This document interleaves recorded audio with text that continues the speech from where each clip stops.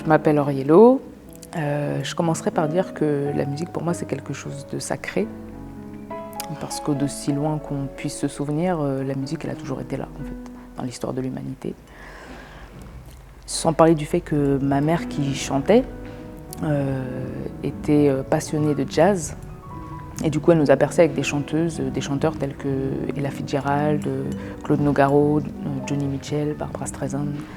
Voilà, et mon père, lui, martiniquais, qui jouait aussi de la guitare, nous a transmis naturellement les sonorités antillaises. Donc finalement, on a grandi dans une maison où la musique était omniprésente.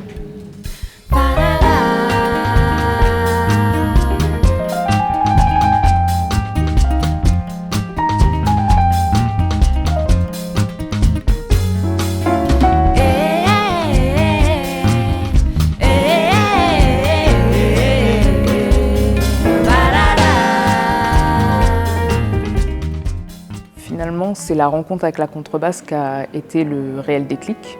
C'est là que je me suis dit vraiment j'ai envie de faire ça. Et mes parents ils m'ont inscrit du coup au conservatoire où j'ai fait mes premiers pas. Très vite, je suis passée à la basse électrique qui m'a ouvert des portes sur d'autres styles musicaux, le rock, le hip-hop, la soul, tout ça, la funk. Et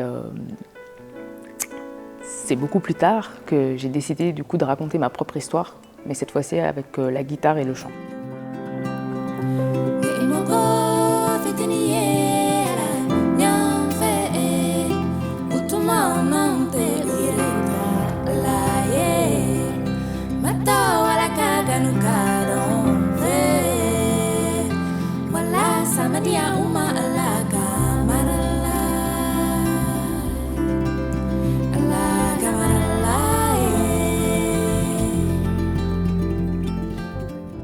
Alors pour donner corps en fait à ce répertoire, j'ai invité des musiciens, un batteur, un bassiste, un pianiste et une choriste.